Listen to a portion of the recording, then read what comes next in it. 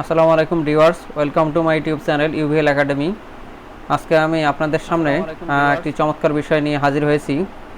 আপনারা যদি ইউটিউবে গিয়ে সার্চ দেন ছাদ ঢালাইয়ের মালামালের হিসাব, তাহলে আপনারা অনেকগুলো ভিডিও পাবেন, কিন্তু আপনার সবগুলো ভিডিও ভুলে ভরা।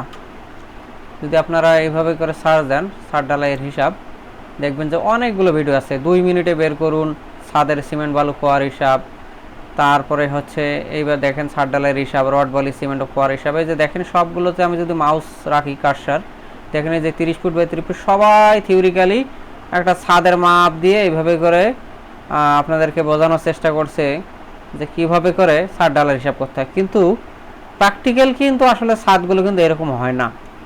এখানে দেখেন যতগুলো ভিডিও পাবেন, কেউ কিন্তু আপনাদেরকে ছাদ ঢালাইয়ের পূর্ণাঙ্গ হিসাব কিন্তু ভালোভাবে বোঝায়নি। মানে যেভাবে করে বুঝিয়েছে তাতে আসলে প্র্যাকটিক্যালি কখনোই ছাদের মালামালের হিসাব বের হয় না। সেটা কেন বের হয় না আমি আপনাদেরকে সেটাই আজকে ভেঙে দেখাবো। আমি একটা রিয়েল প্রজেক্ট থেকে আপনাদেরকে দেখাই। আমি একটা বিল্ডিংয়ের, একটা বড় বিল্ডিং থেকে দেখাচ্ছি যে একটা বিল্ডিংয়ের ছাদে কেমন হয়। এই যে একটা ছাদ আপনারা দেখতে পাচ্ছেন, এই ছাদটা মনে করেন ঢালাই হবে। তো এই ছাদটা যখন ঢালাই হবে, তখন কি এই শুধুই ছাদটা ঢালাই হবে, না এর সাথে এই যে বিমের ভিতরে কনক্রিট যাবে, এই কলামের মধ্যে কনক্রিট যাবে। যদি আমি আর একটু ক্লোজ করে দেখাই, আপনারা দেখেন এই ছাদ ঢালাইয়ের সাথে সাথে কিন্তু দেখেন এই যে বিমের মধ্যেও কিন্তু কনক্রিট যাবে, এই কলামের মধ্যেও কিন্তু কনক্রিট যাবে। তো শুধু যে ছাদ হবে বিষয়টা এমন না। সবাই শুধু ছাদ ঢালাইয়ের হিসাব দেখে, প্লেন আপনাদেরকে একটা হিসাব দেখে 30 ফিট বাই 40 ফিট আপনাদেরকে প্লেন হিসাব করে সবাই দেখিয়ে দেয়। কিন্তু বাস্তবতা তেমন নয়। আপনি দেখতে পাচ্ছেন এই যে আমি সামনে নিয়ে এসেছি, এই যে দেখেন কনক্রিট যখন করে তখন দেখেন কনক্রিটগুলো কিন্তু ধীরে ধীরে বিমের মধ্যে ঢুকে যাচ্ছে। তো আপনারা যদি এই বিমের হিসাবটা অ্যাকুরেটভাবে না করেন এবং কলামের মধ্যে কতটুকু কনক্রিট লাগবে সেটা যদি হিসাব না করেন, ছাদ ঢালাইয়ের হিসাব কোশ্চিনকালেও অ্যাকুরেট হবে না এবং আপনি কখনোই মালামালের প্রকৃত হিসাব জানতে পারবেন না। আপনি দেখেন এই যে কনক্রিট যে এখানে ছাদটা যে ঢালাই হয়েছে, এই যে বিমের মধ্যে কনক্রিট চলে গেছে, আপনারা দেখতে পাচ্ছেন এই যে বিমের মধ্যে কনক্রিট চলে গেছে এবং এই কলামগুলো কিন্তু ঢালাই হচ্ছে। তো যার কারণে এই যে আমি একটা যদি দেখাই, একটা লিফট কোর, এই যে লিফট করে ওয়াল, এখানে কিন্তু একটা বড় বিল্ডিং যখন হয়েছে এখানে লিফট কোর আছে, তাহলে লিফট করে ওয়ালেও ঢালাই হয়ে গেছে।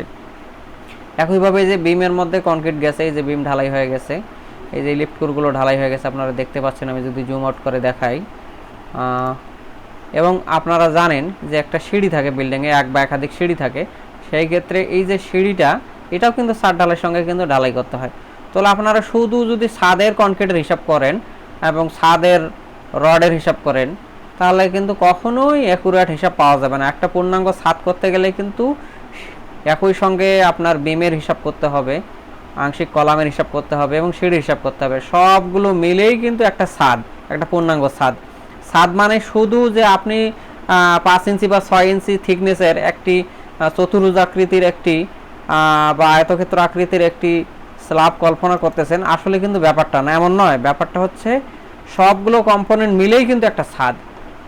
এবং এই ছাদ যদি সঠিকভাবে আপনি হিসাব না করেন, তাহলে কখনোই আপনি অ্যাকুরেট হিসাব পাবেন না। দেখা যাচ্ছে যে সবাই ছাদের হিসাব দিচ্ছে যে একটা ছাদ করতে সে 100 ব্যাগ সিমেন্ট লাগবে। বাস্তবতা হচ্ছে একটা ছাদ করতে 300 ব্যাগ সিমেন্টের মতো লাগবে। কারণ কি, এখানে বিম আছে, কলাম আছে, সবগুলো কম্পোনেন্ট কিন্তু আপনাকে ঢালাই করতে হবে।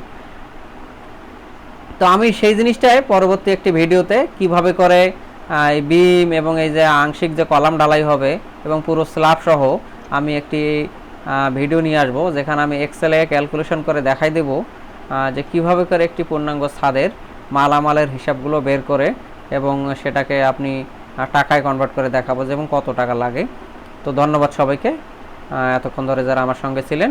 আমার চ্যানেলটি এখনও যারা সাবস্ক্রাইব করেনি, আমার চ্যানেলটি দ্রুত সাবস্ক্রাইব করে দেবেন।